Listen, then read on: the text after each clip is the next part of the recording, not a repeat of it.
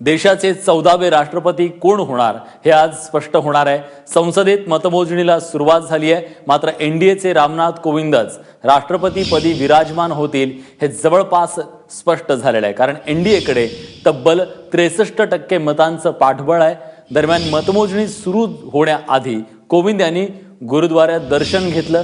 दिल्लीतल्या बांगला साहेब गुरुद्वारात कोविंद यांनी प्रार्थना केली। एनडीएकडून रामनाथ कोविंद तर यूपीएकडून मीरा कुमार रिंगणात आहेत।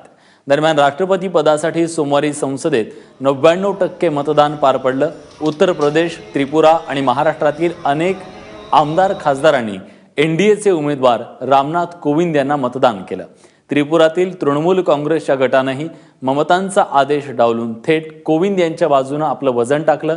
त्यामुळे आता विक्रमी मतदानासह कोविंद जिंकतात का हे पाहणं औत्सुक्याचं ठरणार आहे। या सगळ्या संदर्भात अधिक माहिती देण्यासाठी प्रशांत कदम दिल्लीहून आता आपल्या सोबत आहेत। प्रशांत, मतमोजणीला सुरुवात झालेली आहे, पण ही मतमोजणी नेमकी कशी होते, कशा पद्धतीने ती निवड केली जाते, त्याबद्दल अधिक सांगशील? 11 वाजता संसदेच्या कक्ष नंबर 62 मध्ये मतमोजणीला सुरुवात झालेली आहे।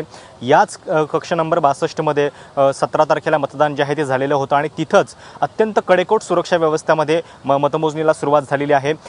खरं तर ज्या 29 राज्यांमध्ये मतदान झालेलं आहे त्या 29 राज्यांची मतं आणि 2 केंद्रशासित प्रदेश अशा एकूण 32 ठिकाणचं मतदान जे आहे ते एकाच ठिकाणी संसदेमध्ये मोजलं जाणार आहे आणि 11 वाजता त्याला सुरुवात होणार आहे। एकूण 4 टेबल जे आहेत ते या ठिकाणी ठेवण्यात आलेले आहेत कक्ष नंबर 62 मध्ये आणि या 4 टेबलवरती जवळपास 8 राऊंड मध्ये ही मतमोजणी पूर्ण होणार आहे। प्रत्येक राऊंड नंतर कुणाला किती मतं पडलेली आहेत याची देखील घोषणा जी आहे ती होणार आहे। लोकसभेचे जनरल सेक्रेटरी अनुप मिश्रा हे या संपूर्ण प्रक्रियेसाठी निर्वाचन अधिकारी म्हणून नियुक्त करण्यात आलेले आहेत आणि तेच या संदर्भातल्या निकालांची जी आहे ती घोषणा करतील।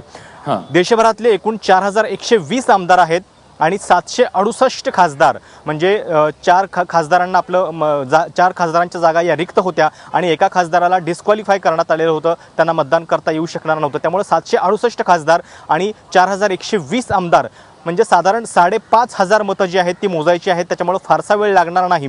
पण एक लक्षात घ्यायला पाहिजे की प्रत्येक खासदाराचं मूल्य आणि आमदाराचं मूल्य, प्रत्येक राज्यातल्या आमदाराचं मूल्य हे वेगळं असतं आणि त्याच्यामुळे कदाचित त्या कॅल्क्युलेशनला थोडासा वेळ लागू शकतो। सुरुवातीला संसदेमधली म्हणजे लोकसभा आणि राज्यसभा या 2 सदनामधली मतं जी आहेत ती मोजली जातील आणि त्याच्यानंतर अल्फाबेटिकल ऑर्डरमध्ये म्हणजे ए पासून सुरुवात होऊन नंतर झेड पर्यंत अशा पद्धतीनं राज्यांमधली मतं जी आहेत ती मोजली जातील आणि त्याच्यानंतर हा संपूर्ण निकाल जो आहे तो घोषित येईल। अर्थात पहिल्या 2-3 राऊंडमध्येच आपल्याला कळेल की नेमकं कोण आघाडीवरती आहे, कारण संसदेमधली मतं जी आहेत ती फार महत्त्वाची ठरतील, कारण एका खासदाराच्या मताचं मूल्य जे आहे ते जवळपास 708 आहे। विलास, नक्कीच, पण या सगळ्याचं जेव्हा रिझल्ट बाहेर येतील तेव्हा निश्चितपणे आता अशी पण चर्चा आहे की पारडं जे आहे ते सध्या एनडीएचं जड आहे, 63% मतं त्यांच्याकडे आहे, त्यामुळे रामनाथ कोविंद यांची वर्णी लागू शकते असं सध्या तरी चर्चा आहे। पण भाजपच्या गोटात काय सध्या सुरू आहे आणि काँग्रेसच्या गोटात काय सुरू आहे?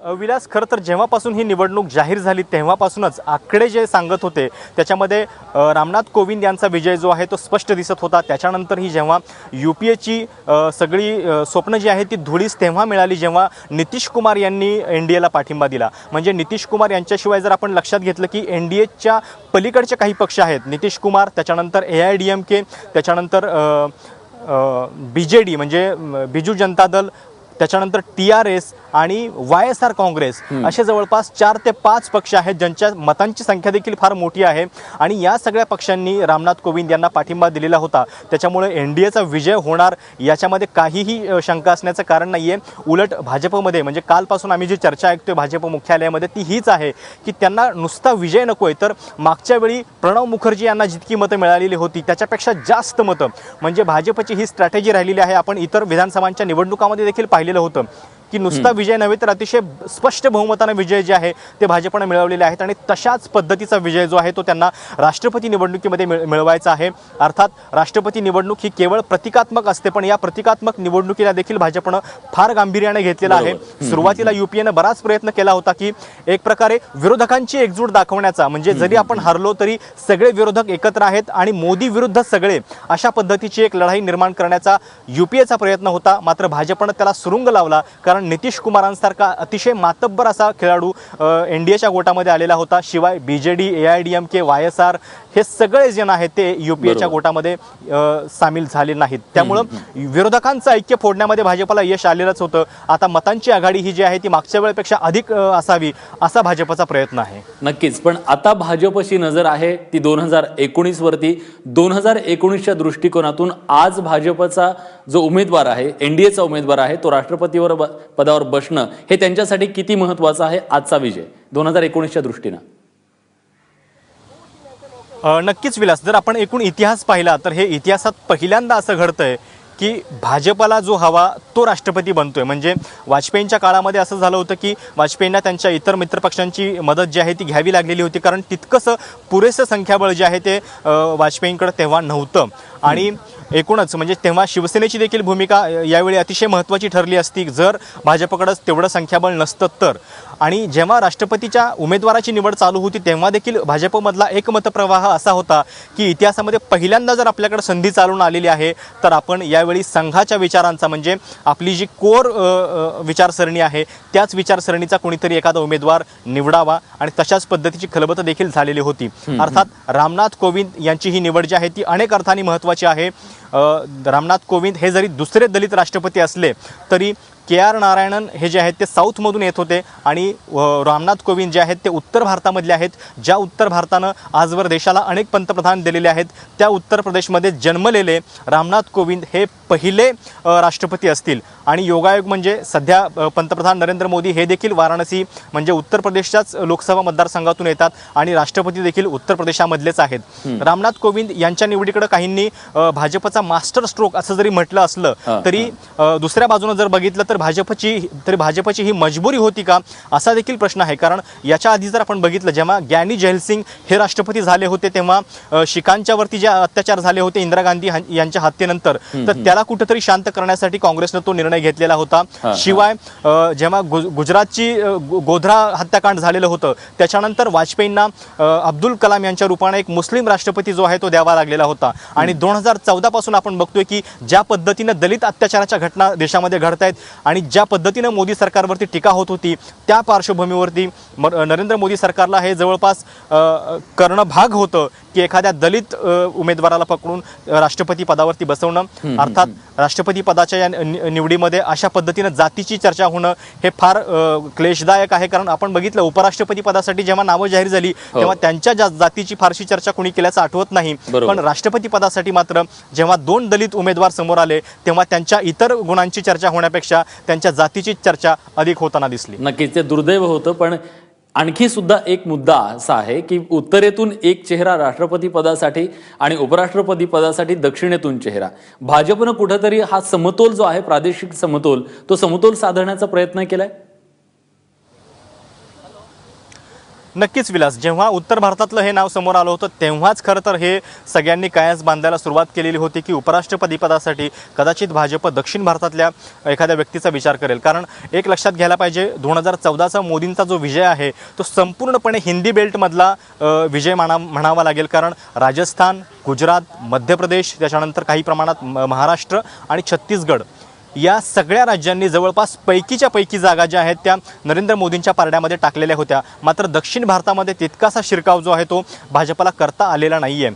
तामिळनाडू असेल, त्याच्यानंतर केरळ, त्याच्यानंतर कर्नाटक, आंध्र प्रदेश या ठिकाणी अजूनही भाजपची स्थिती जी आहे ती कमकुवतच आहे. आणि 2019च्या रणनीतीचा जेव्हा विचार होतो तेव्हा देखील अमित शहांनी याच इतर राज्यांवरती लक्ष केंद्रित केलेलं आहे जिथून त्यांना काही खासदारांची संख्या जी आहे ती वाढवायची आहे. आणि त्याच दृष्टीनं व्यंकय्या नायडू यांचं नाव जे आहे ते पुढे केलेलं आहे. व्यंकय्या नायडू जेव्हा जयललिता हॉस्पिटलमध्ये उपचार घेत होत्या तेव्हा त्यांच्याशी आणि त्यांच्या पक्षाच्या इतर नेत्यांशी व्यंकय्या नायडू यांचा सातत्यानं संपर्क होता. त्यामुळे तमिळनाडूतल्या राजकारणाशी त्यांचा संबंध आहे.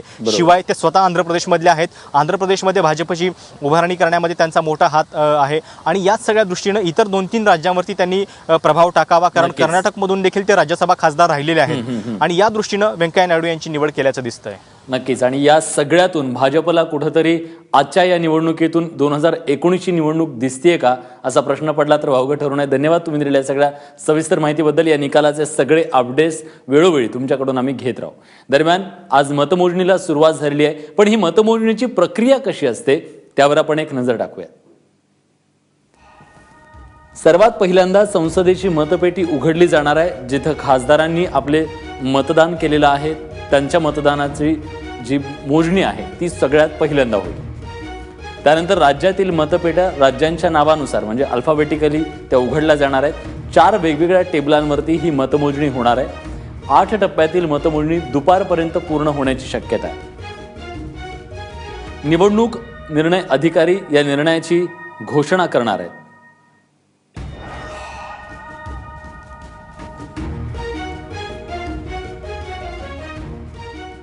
ही सगळी प्रोसेस झाली, पण एनडीएचे राम आणि युपीएच्या मीरा या दोघांमधली ही लढाई.